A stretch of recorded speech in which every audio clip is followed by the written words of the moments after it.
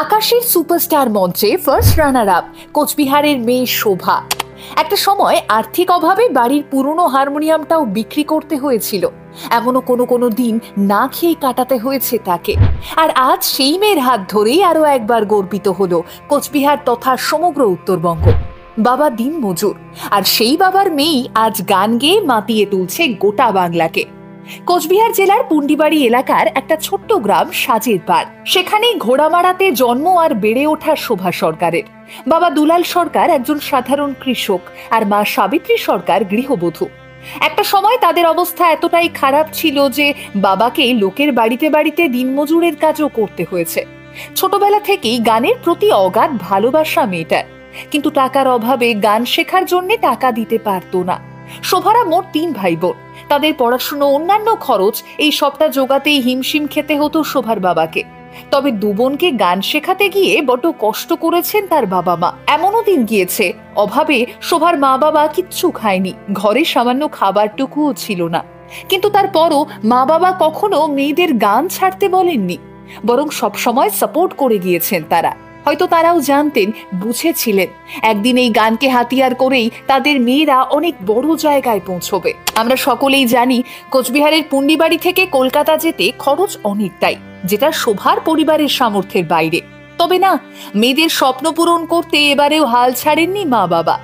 বাংলার জনপ্রিয় TV channel আকাশ আর্টে আকাশের সুপারস্টারে চান্স পাওয়ার পর শোভার বাবা লোকের কাছ থেকে টাকা ধার নিয়েই শোভাকে নিয়ে পৌঁছে যান আকাশের সুপারস্টার মঞ্চে। আর শোভাকে তার বাবার 2-1 বন্ধু কলকাতায় যেতে টাকা দিয়ে সাহায্যও করেন। শোভার মা বাবা নিজেদের সবটা উজাড় করে দিয়েছেন মেয়েদের স্বপ্ন পূরণের জন্য। হ্যাঁ, এমনটাই তো হওয়া দরকার। প্রত্যেক বাবা মায়েরাই নিজেদের সন্তানের স্বপ্ন পূরণের জন্য এভাবেই পাশে থাকা উচিত। আসলে ছেলে মেয়েদের কাঁধে হাত রেখে তাদের এগিয়ে যাওয়ার জন্য সাহস দিতে পারে তো বাবা মায়েরাই। তবেই হয়তো ছেলেমেয়েরা খুব সহজে ভালো জায়গায় যেতে পারে, অন্তত চেষ্টা করতে পারে। শোভার মায়ের ছোটবেলায় ইচ্ছে ছিল উনি গান শিখবেন, কিন্তু সেটা আর হয়ে ওঠে না। মা বাবা ছোটবেলায় ওনাকে ছেড়ে চলে গিয়েছেন, আর তাই শোভার মা চেয়েছিলেন একদিন তার 2 মেয়েই যেন হয়ে ওঠে গায়িকা। শোভাদের বাড়িতে একটা পুরনো হারমোনিয়াম ছিল। একটা সময় টাকার অভাবে সেটাও বিক্রি করতে হয়। তবে সংসারে অভাব অনটন থাকলেও শোভার মা বাবার বরাবরের আগ্রহ ছিল 2 মেয়েকেই গান শেখাবেন। শোভার প্রথম গানে হাতেখড়ি বাবার কাছ থেকেই, তারপর পুন্ডিবাড়িতে মঞ্জুলা ম্যামের কাছে দুজনে গান শেখে, আর সেখান থেকেই শুরু শোভার গান নিয়ে পথ চলা।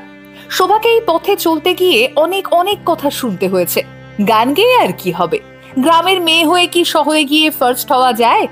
গ্রামের মেয়ে হয়ে এত ভালো গান কি করে গাইতে পারে? এ ধরনের নানান কটু কথা শুনতে হয়েছে তাকে। আত্মবিশ্বাসী শোভা এদের মধ্যে কোনো কথাতেই কান দেয়নি।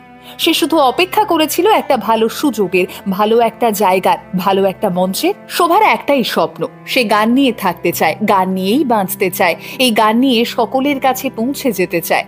কারণ এই গানই যে তার জীবনের ধ্যান জ্ঞান। এই গান শেখানোর পেছনে মা বাবা দাদা সকলের অনেক কষ্ট রয়েছে। সকলেই এই 2 বোনের জন্য অনেক কষ্ট করেছেন। দুজনকে গান শেখানোর জন্য এই কষ্ট এখনো করে চলেছেন। শোভা জানান, আমি ফোক গান গাই, খুব অভাবের সাথে আমার গানের পথ চলার চেষ্টা করি, ভালোভাবে গান করার চেষ্টা করি। আমি শুধুমাত্র রবীন্দ্রসঙ্গীত ক্লাসিক্যালটা শিখি, এবং যিনি আমায় শেখান তিনি আমার থেকে কোনো রকম পারিশ্রমিক নেন না। আমার ম্যাম সোহিনী দেব জোয়ারদার, ওনার জন্যই আমি এখনো ক্লাসিক্যাল সঙ্গীত শিখতে পারছি। ওনার কথা যতই বলবো ততই কম হবে। লোকসঙ্গীত আমার গাইতে ভালো লাগে, আমি ইউটিউব দেখে সেখানে গান শুনে শুনে গান তুলি এবং করি। শোভা আকাশ আর টিভি চ্যানেলের একটি গানের রিয়েলিটি শো আকাশের সুপারস্টার, সেখানে অডিশন দিয়ে অংশগ্রহণ করে। এপার বাংলা ওপার বাংলা থেকে মোট 35 জনকে সিলেক্ট করেন তারা, এবং সেই 35 জনের মধ্যেই একটা টাফ কম্পিটিশন হয়। আর সেখান থেকে বাছাই পর্ব করে 21 জনকে বেছে নেওয়া হয়। 21 জন থেকে বাছাই পর্ব করে সেমিফাইনালে মোট 16 জনকে নেওয়া হয়। আবার এই 16 জনের সঙ্গে একটি কম্পিটিশন হয়। সেখান থেকে ফাইনাল গ্র্যান্ড ফিনালেতে মোট 8 জনকে নির্বাচন করা হয়। সেই 8 জনের মধ্যেই পন্ডিবাড়ির শোভাও একজন। গানের মঞ্চে প্রতিযোগীদের সঙ্গে কঠিন লড়াই করে শোভা ফার্স্ট রানার আপ হয়েছে। আর এই খবর পেয়ে স্বভাবতই খুশিতে আত্মহারা শোভার মা বাবা সকলে। এত কষ্টের পর তাদের মেয়ে স্বপ্ন পূরণ করতে পেরেছে, এর চেয়ে বেশি আনন্দের বোধহয় আর কিছুই হয় না। শোভার এই হার না মানা কঠিন লড়াইকে স্যালুট জানাই আমরা। শোভার মায়ের খুব ইচ্ছে ছিল তাকে টিভির পর্দায় দেখবেন। আকাশ আর্টের কম্পিটিশনের বিচারকরাও শোভার গান শুনে বেশ ভালো কমেন্ট করেছেন। শোভা এখন তার নিজস্ব শোভা সরকার অফিসিয়াল ইউটিউব চ্যানেলে নিয়মিত নিজের গান আপলোড করে চলেছে, আর পাশাপাশি কিছু অর্থ উপার্জন করে নিজের গানকে আরো খানিকটা এগিয়ে নিয়ে যাওয়ার জন্য বেশ কয়েকজন ছাত্রছাত্রীকে গানের প্রশিক্ষণও দিচ্ছে। দ্য কোবান্টোল্ডের পক্ষ থেকে শোভাকে জানাই অনেক শুভেচ্ছা। তোমার আগামী দিন আরো সুন্দর হোক।